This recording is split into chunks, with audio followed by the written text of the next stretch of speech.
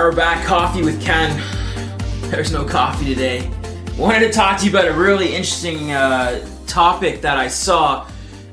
Business Insider, which is, I believe, an American published online publisher of, well, business stuff, talked about what you needed to do and what you had to have at the age of 35 if you wanted to retire. To sum up their article in like 30 seconds, the guy that was in the article, I don't have his name off the top of my head, I'll post the link below, was talking about you need to have $5.22 million put in bonds and stocks, aggressively place stocks and bonds in order to achieve $100,000 a year, basically what you need to live on, and that money would last you for, the rest of your retirement. Now, number one, I don't think you should retire at 35. I think we all have more to give than that. If you do, congratulations. You should go travel the world and experience it. But I thought, you know what? Why don't we play a little bit of fantasy, real estate, fantasy, retirement, fantasy numbers. So we all have $5.22 million after tax to invest. And what would you do? Here's what I would do, okay? What I would do is I would look for two things, either multifamily apartment buildings to buy. Now, if they cost more than $5.22 million, you basically need to put down 25% and finance the other 75%. But for most people, that's not necessarily achievable. So I thought, you know what? Let's just do normal houses and break the math down, okay? So here's the deal. I'm going to spit some math. You might get lost a little bit. I'm going to put some slides up on the screen. I'll keep it quick. All the numbers will be below as well so you can understand my math. If I messed up at all, I apologize. We can have a chat. Send me a DM or a message. We can figure it out. So basically, you're going to have to buy income-producing property that is going to pay you X number of dollars a month. So here's what I thought. We're not going to try and get like $1,000 a month of profitable income from this rental, that rental. Let's break that in half. Let's go $575 per month from one house. And in order to get $8,000, we need to get approximately 15 houses, right? That makes sense. And 8,000 times, basically 8,000 and like 200 times 12 gives you about $100,000 a year in before tax income. So here's the deal. We have 15 houses, $575 a month in profitable after expenses rent. Here's the deal. You got to buy a house not within Toronto, Oakville, or Burlington, most of Mississauga.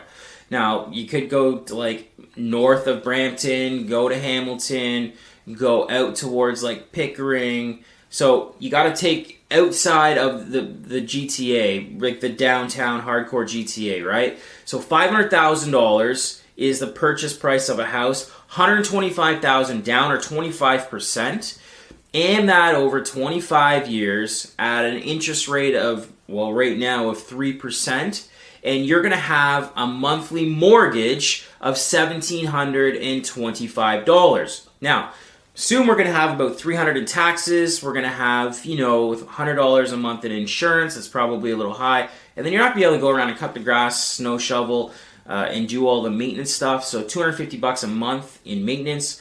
You're probably spending about $100 of that. So you're going to have $150 a month every year, which would be about $1,300 that, my math is all messed up already, but you're going to have about $1,500 a year per house that's going to go into a reserve fund. So if you need to do windows, roof, those things can add up and come out of that number. Here's the deal. You might have to spend $50,000 per house to get it ready to go. Okay?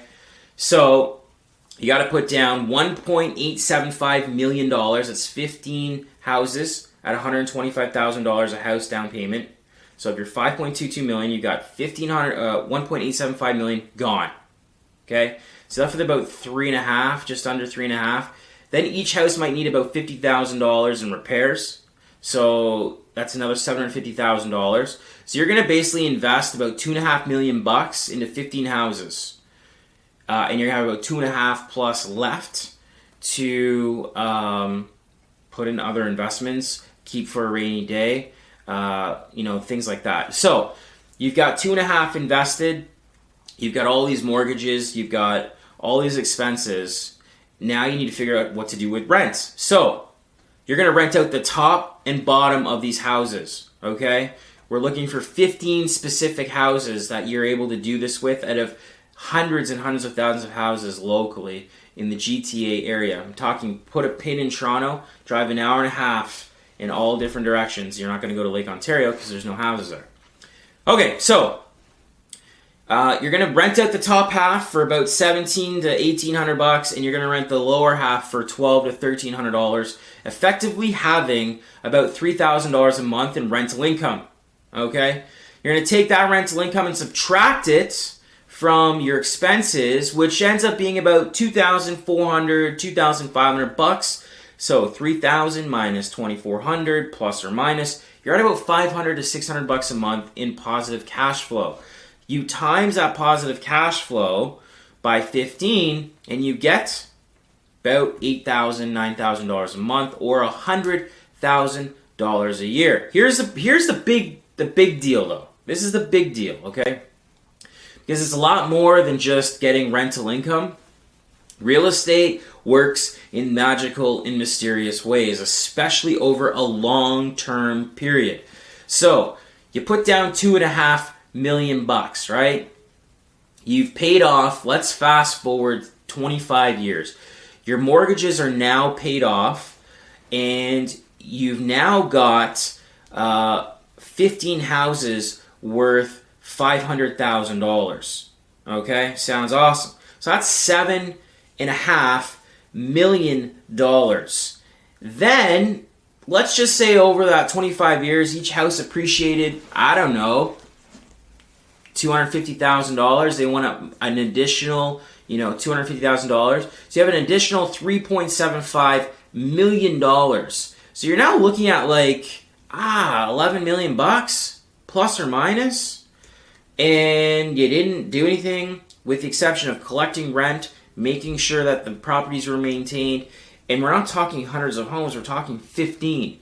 Okay? Which is a lot, but it's not crazy. So you have 15 homes. You've now got $11.5 million of basically equity.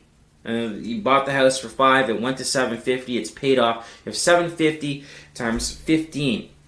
That's really cool. Don't forget, you still have your $2.5 million left that you probably invested. It probably went up $1 million or $2 over 25 years. You've also collected $100,000 over that 25-year period. So that's another $2.5 million that you've lived off of, that you've paid yourself from those properties. And we add that all up, and you've got about $15 to $17 million that has accumulated over 25 years. Looking at the Business Insider magazine, you're trying to maintain that $5 million in the marketplace while paying yourself from dividends and bonds and stocks. It's extremely hard to do long term. It can definitely be done, but you've got to be a magician when picking the stocks. Here's the crazy thing though, okay? This is what's crazy. You've got $16, $17 million from that real estate. If you keep those houses, rent increases have happened. So now you've gone from $3,000 a month up to about, let's say, $4,000 a month, and probably more. Okay? Your expenses have gone. You don't have a mortgage anymore. So you're left with $750 in expenses and $4,000 a month of income coming from each rental property. So $4,000 a month times 15 is $60,000 a month in rental income. And let's say your expenses are about $10,000 a month. So you subtract $60,000, $10,000, you're left with $50,000. You could have 15 houses paying you $600,000 a year, plus have $17 million basically of equity if you sold them. Obviously, all the tax and everything would play. But you have a $500,000 to $600,000 a year business with zero expenses. Now, obviously, you're going to have to do some upkeep and fix the roofs and all that kind of stuff. So there is some stuff you've got to do, 100%. But I like my side better. I don't want to put my money in the stock market and pray and cross my fingers and really hope that the market hits this year. There's no recessions, there's no issues. See, in a recession, more people go to rent, so your rent actually increases. Where with stocks, you can actually lose, significant value. I know what I would like to do. What do you want to do? Let me know. DM me, email me, let's chat. If you think about making a move, sold at kenparkin.com, www.kenparkin.com to go and check out who the heck I am. There's lots of content on there. If you go to YouTube, I'm there. Please like and subscribe this video. It means a lot. I'm really trying to help grow the channel. I really want to provide great information for the everyday person who's thinking about doing something in real estate, whether you're moving, you're buying or selling, or investing. I would love to chat. Hit me up, sold@kenparkin.com. I'm going to see you in the next video.